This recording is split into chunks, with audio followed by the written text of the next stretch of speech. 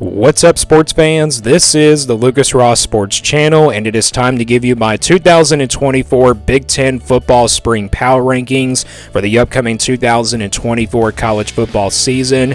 Yesterday, I gave you my spring power rankings for the SEC. If you have not seen that video, be sure to go back and check it out right here on the channel. Now we're going to give you my Big Ten spring power rankings for 2024.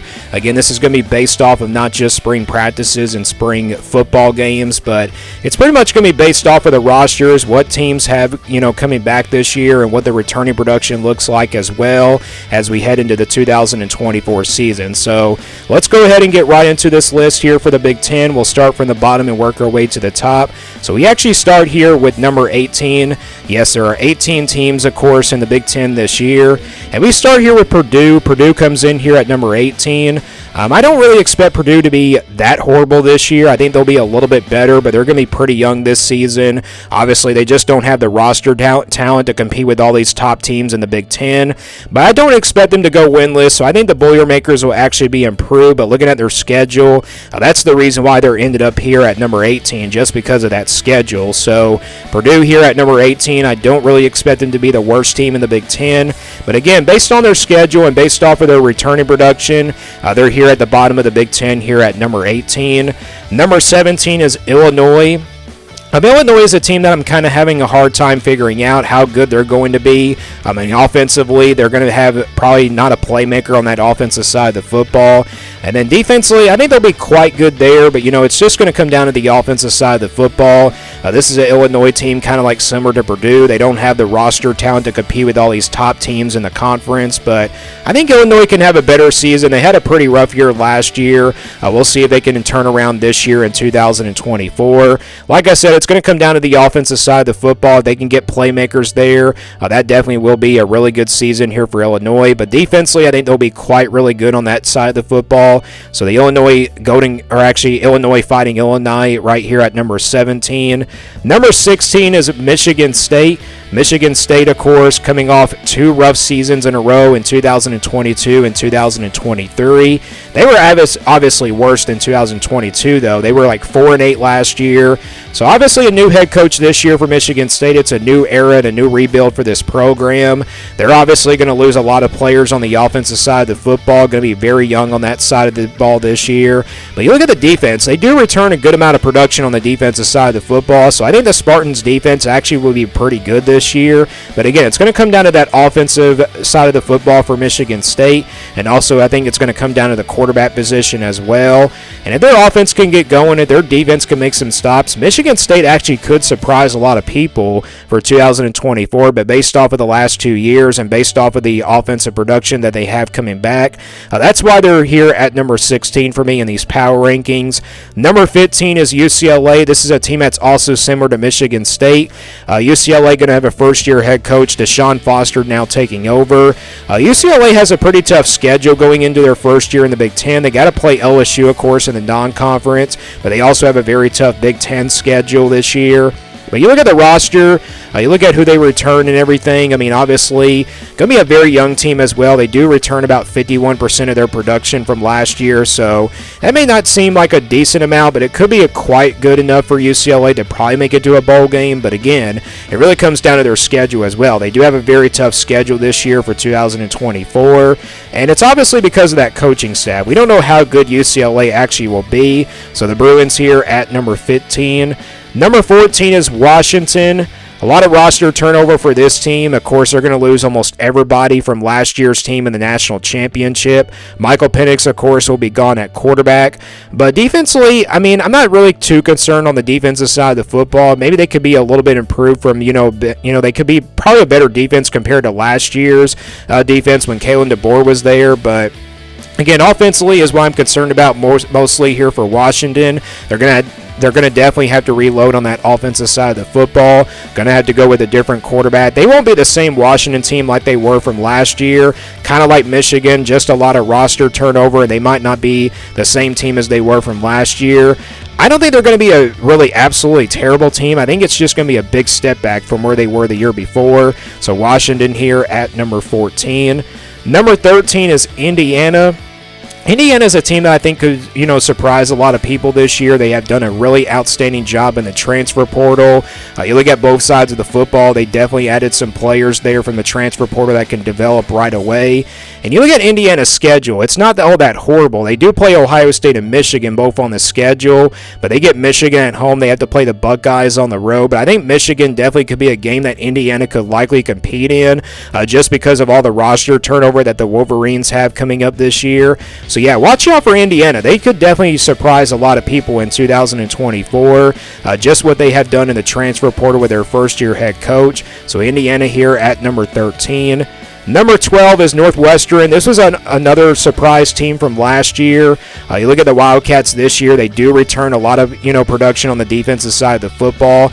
I think they have a chance to be a pretty good defense this year. Not a top 10 defense probably in the country, but definitely a top 5 defense in the Big Ten. They just have a lot of production coming back on that side of the football. Offensively, I'm not really too concerned, even though they do lose key players on the offensive side of the football, but I'm not really too concerned that I think Northwestern will have a pretty rough season just because of the offense. And again, I think the defense is going to be the biggest story here, that Northwestern could definitely have a very, very good season for 2024. So the Northwestern Wildcats here at number 12. Number 11 is Maryland. Maryland going to be pretty young this year. They have to replace Talia Tagovailoa at quarterback. He will be gone this year. That's definitely going to be a loss there for the Terrapins. Defensively, they're also going to be pretty young. Overall, in general, this is going to be a very young Maryland team. I don't really expect this team to be like, the very consistent Maryland team that we've seen over the years when Talia Tagovailoa was at quarterback, when they were like a 7 or 8 win team. At best, I think they could probably go to a bowl game at 6-6, or maybe like 5-7. They could probably miss a bowl game, but either way, Maryland's going to be a pretty young team this year. Again, I don't really have a lot of concerns here for both sides of the football, but again, this is just going to be a very young Maryland team. They're going to have to, replace Talia Tagovailoa at quarterback, and that's obviously the big question mark going into the offseason for Maryland. Who's going to be that star quarterback, and who's obviously going to be that next, player right behind him? So the Terrapins here at number 11. Number 10 is Nebraska. Nebraska, I think, has a chance to, surprise a lot of people this year. You look at this roster, they bring back almost everybody on both sides of the football. Offensively, they should be really good. Not a very explosive offense, but I think they can really score some points. But defensively, I think they're going to be pretty dominant on that side of the football. But it really comes down to those close games. Nebraska lost a lot of close games last year. If they can win those close games and have a really good season, Nebraska is definitely going to be right there in the top 10 in the Big Ten, but not in the top 10 in the AP poll or anything like that. They do have a chance to be a top 25 team just because of the returning production that they have coming back. But again, we've seen some inconsistencies from Nebraska for the last few years now. Again, losing to some of those close games and finding a way to win, or actually not lose, or like win one of those close games. Or I should say, lose one of those close games. I mean, they find a way to lose one of those close games. I mean, if they can win those games, Nebraska will definitely be a really good team. But if they don't, they're definitely not going to be right there to go to a bowl game. So Nebraska here, I do expect them to make it to a bowl game just because of their returning production. But they are here in the top 10 in the Big Ten. So Nebraska here at number 10 in my power rankings. And then number 9 is USC.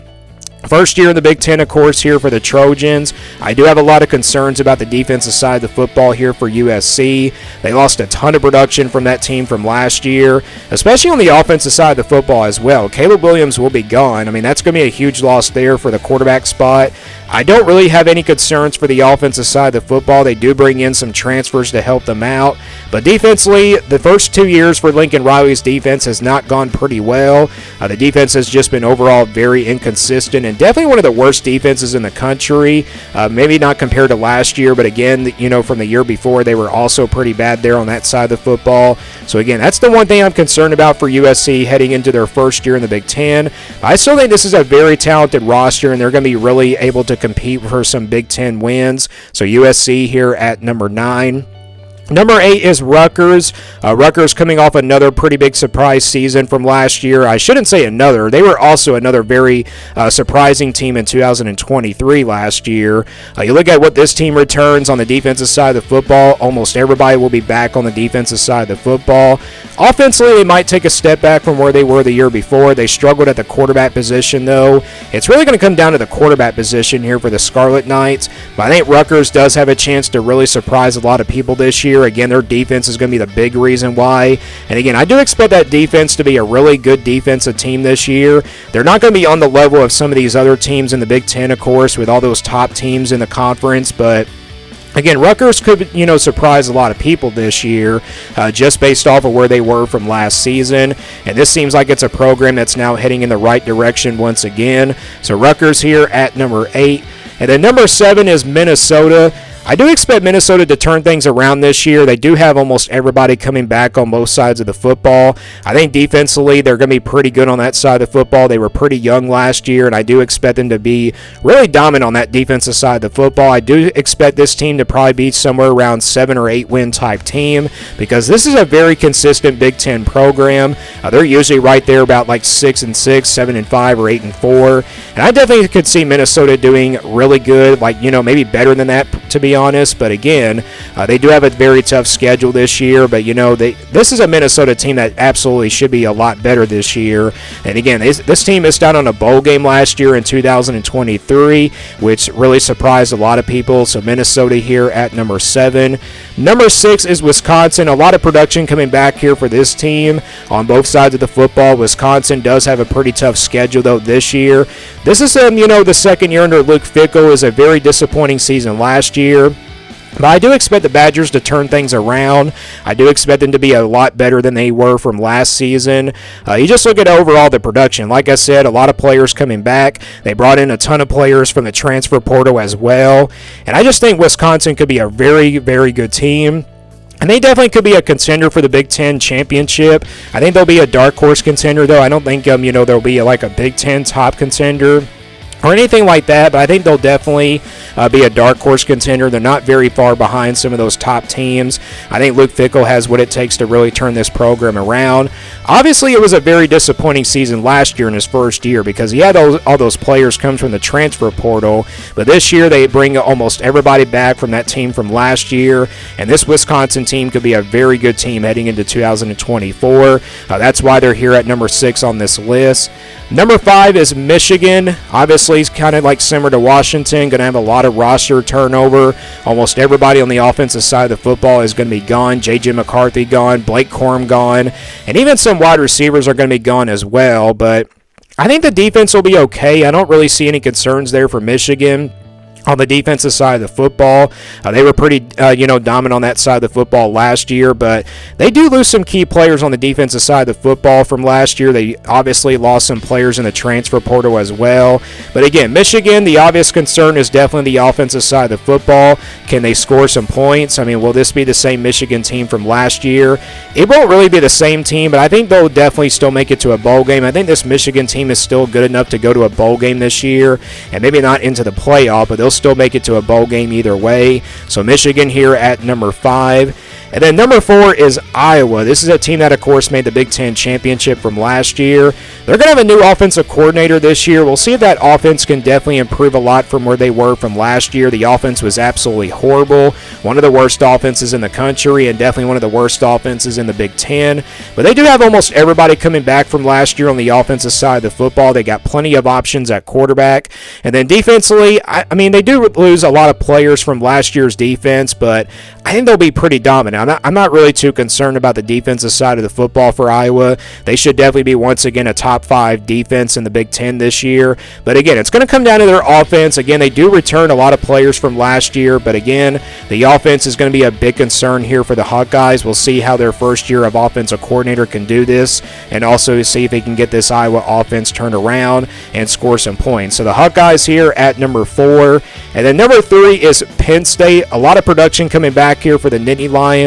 Offensively, Drew Aller, of course, will be back at quarterback. You got your 2 top running backs returning as well.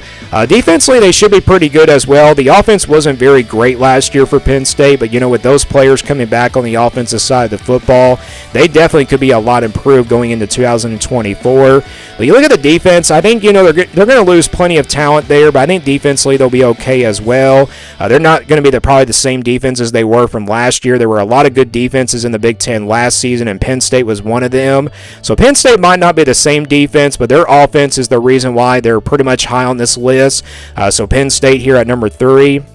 potentially a playoff contender and also potentially a top contender for the Big Ten championship this year. So watch out here for the Nittany Lions at number 3. And then number 2 is Oregon, another newcomer, of course, coming over from the Pac-12. This Oregon team is going to have a lot of talent on the roster. Dylan Gabriel, of course, coming over, the transfer from Oklahoma, has a lot of experience at UCF, and then, of course, Oklahoma from, the last 2 years. Dylan Gabriel going to be a very good quarterback this year, potentially a Heisman candidate. And then overall, the defense is going to bring back a lot of production from last year. And with Dane Lanning's defense in mind, Dane Lanning is a really good defensive coach, so I think this will be a very good, dominant Oregon defense. But this team and this program has done a really good job in the recruiting class, and they have brought in a ton of players in the transfer portal. So this Oregon team, I think they're still the second team, the second favorite team to probably win the Big Ten this year. But I have made a change here at number 1. Back in the month of January was Michigan at number 1. But this time it's going to be the Ohio State Buckeyes. Ohio State is my favorite to win the Big Ten as of right now for 2024. You just look at what they have done in the transfer portal. They brought in Judkins, the running back from Ole Miss. They also brought in, of course, some other transfers, especially at the wide receiver position. The wide receiver room is absolutely loaded. They're going to lose Marvin Harrison, but that's not really a big concern here for the Buckeyes. This offense should be very talented and very explosive, and it should be a better offense compared to last year as well. Will Howard, of course, taking over at quarterback, the transfer from Kansas State, and obviously Chip Kelly will take over at the offensive coordinator position. I think with him at offensive coordinator, Ohio State's got a chance to be a very dangerous team. You look at the defensive side of the football, they're going to lose plenty of players there on the defensive side of the football, but I think overall they added some players in the transfer portal, and that's not going to be too big of a concern here for Ohio State. Again, this is going to be a very talented Ohio State team, probably one of the most dominant Ohio State teams that I've seen here in the very long time under the Ryan Day era.